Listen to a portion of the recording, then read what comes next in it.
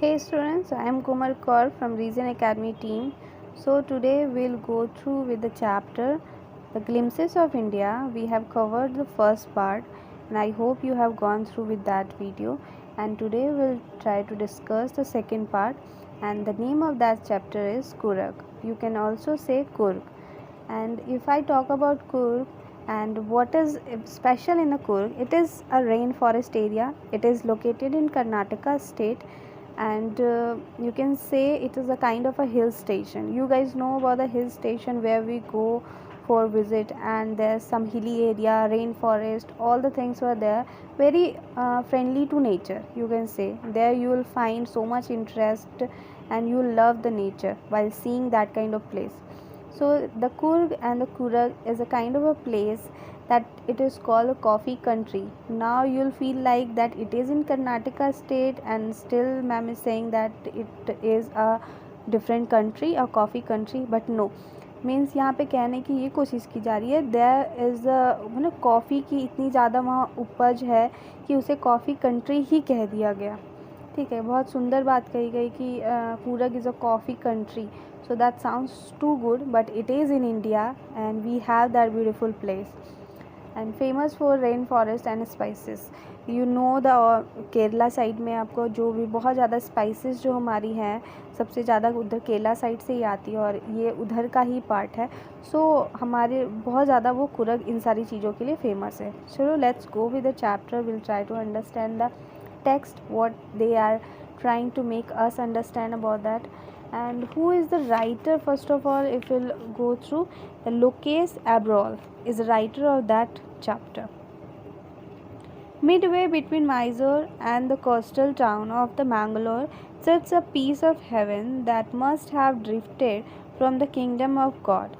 That sounds so good while reading that line कि midway between the Mysore and the coastal town of Mangalore. Bangalore आप जानते होंगे उसी के आसपास मैंगलोर है. तो माइजोर और मैंगलोर के बीचों बीच एक हेवन एरिया है. एकदम हेवन बोला गया उसको, इतना ज़्यादा खूबसूरत. You know the heaven of India is Kashmir, but that kind of places like Coorg is also a kind of piece of a heaven. Really, you cannot say that no, that is not really, that is too much friendly, too much nature and you love it. So एक piece of haven जो बोला गया वो drift लग रहा है कि भगवान के घर से, किंगडम से, गॉड के घर से उसे नीचे फेंका गया है, ड्रिफ्ट किया गया है. इतना ज़्यादा वो खूबसूरत है. This land of rolling hills is inhabited by the proud race of material man, beautiful women and wild creature. जो ये है आपका जो लैंड है, चारों तरफ उसके चारों तरफ क्या है, हील्स. हील्स सबसे ज़्यादा खूबसूरत बनाती है किसी भी जगह को. हील्स के ऊपर जो पेड़ पौधे, सारे स्पाइसेस, जो भी मतलब नेचर बहुत ज़्यादा खूबसूरत बनाते हैं. पहले तो उसका इन्वायरमेंट बहुत ज़्यादा सुंदर हो जाता है. जहाँ पे नेचर हो, जहाँ पे पेड़ पौधे हो, आप अगर देखिएगा आपके घर के आसपास अगर पेड़ पौधे नहीं है तो बहुत ज़्यादा मौसम एकदम कंजर्वेटिव टाइप का, एकदम दबा सा लगे. लेकिन आसपास अगर पेड़ है तो बहुत खुली सांस आएगी आपको. You will feel like that you will feeling fresh. आप खुद ही हील होने लग जाते हो. अगर आपको कोई परेशानी है तो आप नेचर के साथ रहोगे तो वो आप हील होने लग जाओगे. तो यहाँ पे क्या बोल रहा है कि चारों तरफ हील्स है, पहाड़ है, और वहाँ के जो मैन है और जो ब्यूटीफुल वुमेन है, और बहुत सारे बोला जाए कि क्रिएचर, वाइल्ड क्रिएचर भी वहाँ पे है. जैसे रेन फॉरेस्ट है, ऑफ कोर्स वहाँ पे वाइल्ड क्रिएचर भी होंगे, और इस तरह के लोगों के बारे में वहाँ बात की गई है. कूरग और कडागूज, the smallest district of the Karnataka, is a home to evergreen rainforest, spices and coffee plantation. As I mentioned before that कूरग और इनको कडागूज भी बोला जाता है. ये स्मॉल डिस्ट्रिक्ट कर्नाटका का स्मॉल डिस्ट्रिक्ट है. कर्नाटका में सबसे छोटी है. ये सबसे छोटा एरिया अगर बोला जाए तो कूर्ग का ही है. किस चीज़ का होम है यहाँ पे? Evergreen rain forest. यहाँ पे रेन फॉरेस्ट है, स्पाइसेस का प्लांटेशन है, कॉफ़ी प्लांटेशन है. So that is too good. Evergreen rain forest cover 30% of the district. समझ रहे, एक तो सबसे छोटा पार्ट है वो, और 30% मतलब 100 में से 30% तो समझ लो रेन फॉरेस्ट जो है उसको कवर किया गया है. And during the monsoons it pours enough to keep many visitors away. तो ड्यूरिंग मानसून वहाँ इतनी ज़्यादा बारिश होती है, कहीं भी आप कहीं भी जाते हो घूमने के लिए, किसी भी तरह के जगह पे जाते हो, चाहे हिल स्टेशन हो, चाहे फेवरेबल सीजन होता है कहीं भी घूमने का, कि उस जगह पे जाएंगे तो किस तरह का मौसम रहेगा, क्या हम वहाँ पे घूम पाएंगे कि नहीं। तो मानसून के टाइम पे यहाँ पे जितने विजिटर्स हैं वो नहीं आते, क्योंकि उस वक्त इतनी ज़्यादा बारिश होती है कि वो बाहर का नज़ारा देख ही नहीं सकते, दिन भर बारिश होगी, उनको घर पे ही रहना होगा। तो कहीं भी फेवरेबल सीजन होता है तो उसी सीज़न में लोग कहीं भी विज़िट करने जाते हैं। The season off Joy commences from September and continue till March। तो कब तक होता है? सितंबर से मार्च तक का मौसम जो होता है बहुत ज़्यादा फेवरेबल होता है, एकदम घूमने वाला मौसम होता है, और उसी वक्त जो विज़िटर हैं आकर विज़िट करते हैं, घूमते हैं कूर्ग और उसकी तारीफ़ करते हैं। The weather is perfect with some shower throw in for good measure. The air breathes of invigorating coffee estates and colonial bungalows stand tucked under the canopies to prime corners। तो यहाँ पे क्या हुआ है, जो वेदर है वो perfect होता है सितंबर से लेके मार्च तक के बीच में, और इस वक्त शावर होता है। अब शावर, व्हाट इज़ शावर? तो बारिश होती है, जो हल्की हल्की बारिश होती है, दैट इज़ कॉल्ड शावर। और एकदम थोड़ी थोड़ी बारिश होती है जो बहुत ज़्यादा फेवरेबल होता है, बहुत ज़्यादा घूमने में वो खूबसूरत मौसम अगर बोला जाए तो खूबसूरत मौसम होता है। इस वक्त जो होती है कॉफ़ी की खुशबू पूरे के पूरे स्टेट में फैली हुई रहती है। एक तो छोटा जगह है और वहाँ पे बहुत ज़्यादा ये स्पाइसेस, कॉफ़ी, ये सब चीज़ उगाई जाती है, तो ऑफ़ कोर्स जो हवा चलेगी तो उसकी खुशबू तो फैलेगी ही फैलेगी। तो पूरी हवा में कॉफ़ी की खुशबू होती है। कॉफ़ी यहाँ पे ना बंगलोज़ बोला जाए, एक तरह के बंगलोज़ होते हैं, और कैनोपीज़ क्या होते हैं, जो रूफ़ होते हैं, like conveying the form the shelters.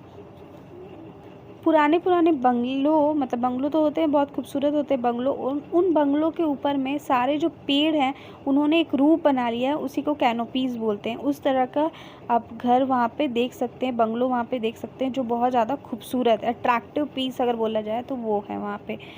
The fiercely independent people of Coorg are possibly of Greek or Arabic descent. As one story goes, a part of Alexander's army moved south along the coast and settled here when Britain became impartial। अगर बोला जाए तो हर एक religion के पीछे और हर custom के पीछे एक ना एक स्टोरी है हमारे यहाँ पर। तो यहाँ इनके बारे में भी एक स्टोरी है कि इनको बोला गया है कि या तो ये ग्रीक से हैं या तो अरब से हैं। कुछ स्टोरीज़ हैं कि अलेक्जेंडर की जो आर्मी है वो यहाँ पर आई थी लड़ने के लिए, उसके बाद कुछ रिटर्न हो गई और कुछ यहीं पे सेटल हो गई, और वही लोग हैं जो यहाँ के लोकल पीपल से उन्होंने शादी की और उस कल्चर को मिक्स करके एक नया कल्चर निकल के आया जो कूर्ग में अभी सेटल डाउन है। तो मतलब एक तरह की कहानी क्या होती है, अगर आप किसी को कहानी सुनाते हो तो ज़रूरी नहीं अगला इंसान भी किसी अगले को एकदम उसी लय में कहानी सुनाएगा, नहीं, इट गेट चेंज। मतलब अपना कुछ ना कुछ इंसान पुट करके वो स्टोरी आगे कन्वे कर देता है। That is the real fact कि स्टोरी बनती है और बनते ही जाती है।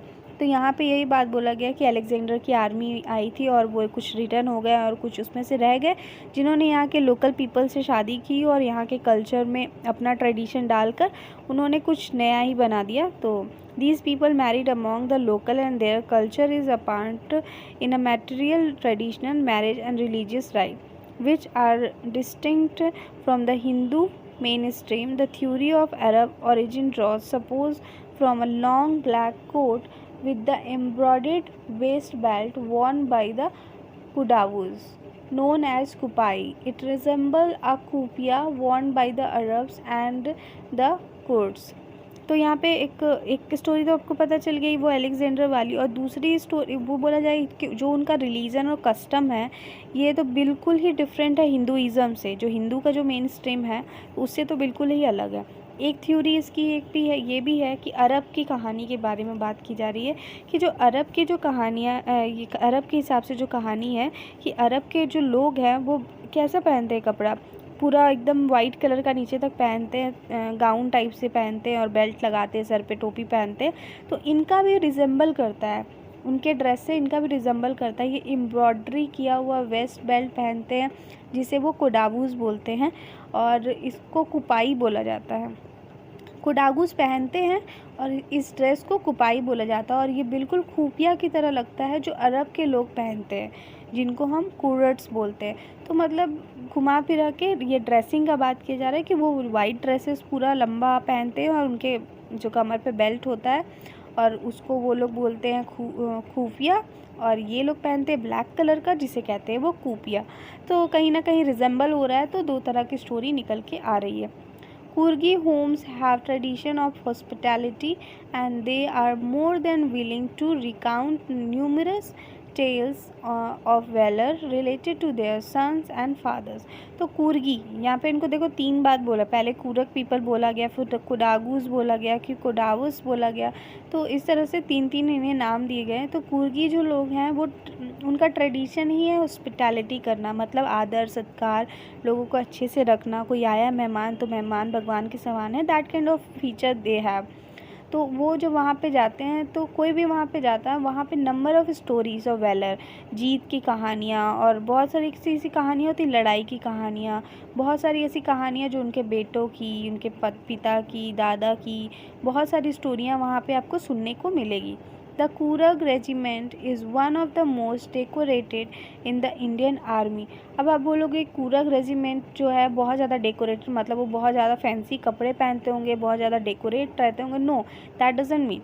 दैट मीन्स कि उनके पास सबसे ज़्यादा मेडल, सबसे ज़्यादा पुरस्कार, सबसे ज़्यादा अवार्ड, सबसे ज़्यादा विनिंग पावर, सबसे ज़्यादा वेलोर, सब उनके पास है। जो कूरग रेजिमेंट टीम जो हमारे इंडिया की इंडियन आर्मी में जो है, वो सबसे ज़्यादा डेकोरेटिव पीस। आपने देखा होगा आर्मी जो है अपने चेस्ट में लगा के रखते हैं मेडल्स, तो सबसे ज़्यादा किसके पास है?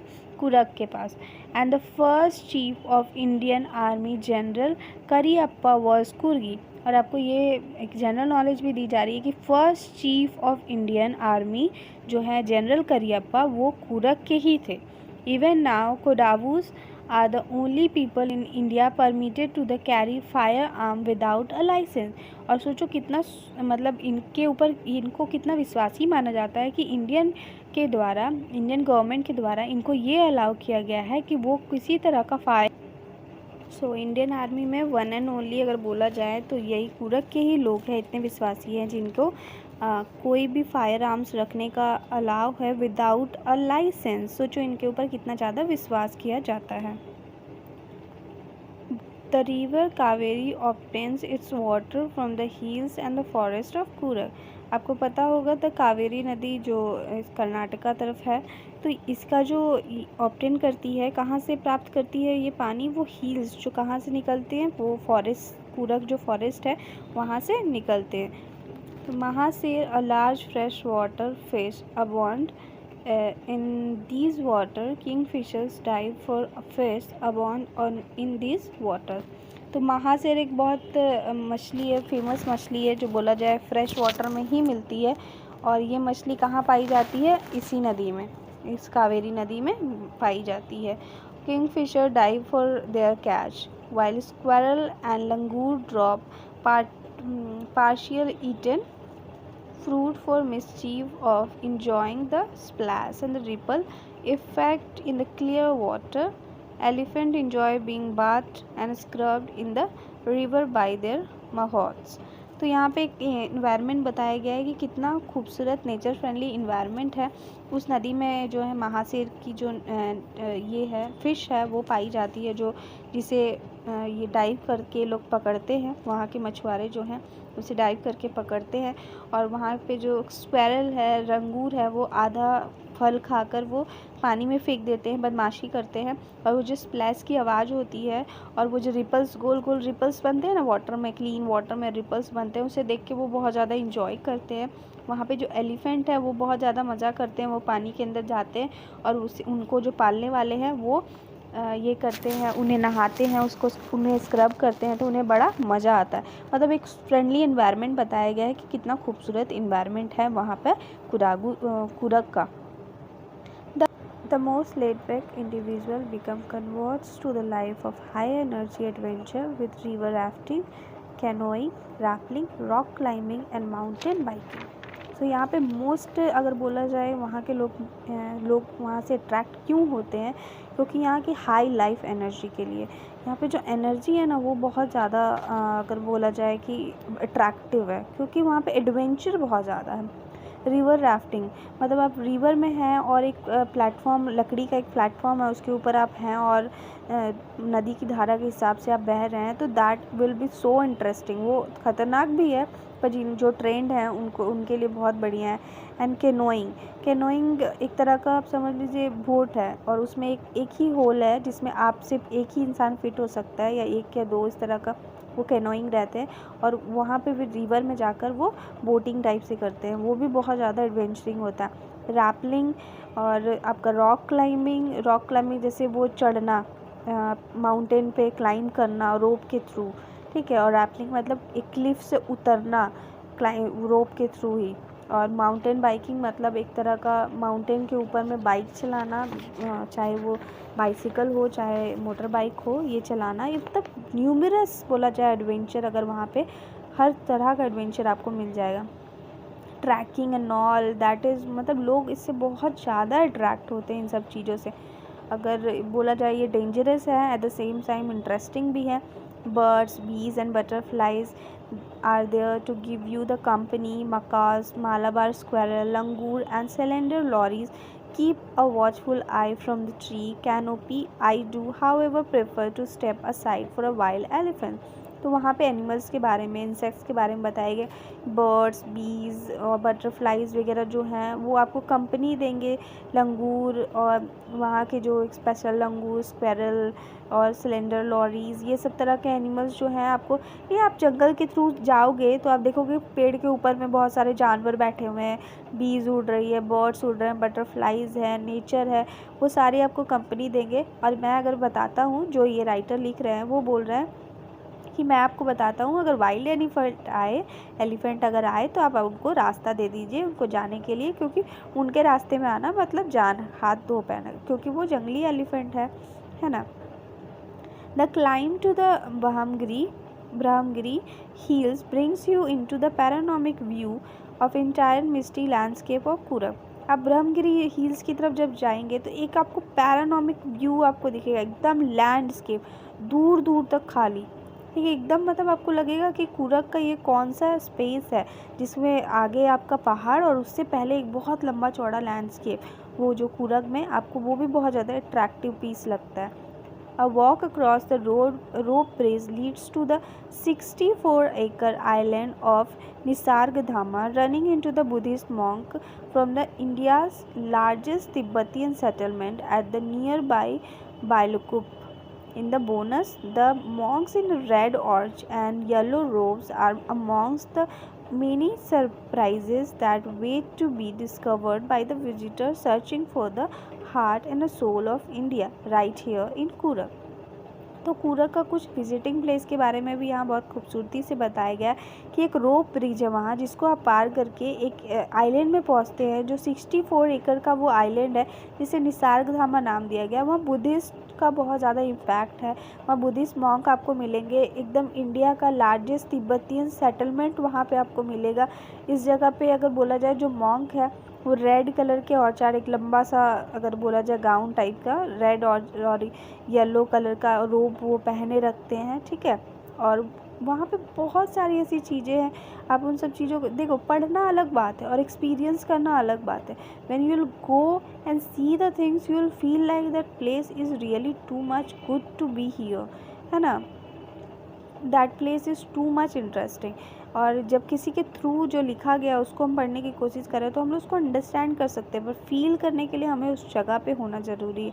तो ये राइटर जो है उस जगह पे फील कर रहे हैं, उस जगह को, हार्ट है ये, इंडिया का सोल है ये, इंडिया का जो कूरग है वो बहुत ज़्यादा खूबसूरत जगह है जिसे एक ना ज़िंदगी में एक ना एक बार विज़िट ज़रूर करना चाहिए। एक छोटी सी जगह पर बहुत ही ज़्यादा खूबसूरत। कुछ विजिटिंग प्लेस का यहाँ नाम बताया गया, कुछ नहीं बताया गया, but I know that there are number of visiting places over there. You can go and check that out. So I hope this chapter you understood well. Thank you. In the next class we'll go through with the third part and Tea from Assam. Okay, thank you.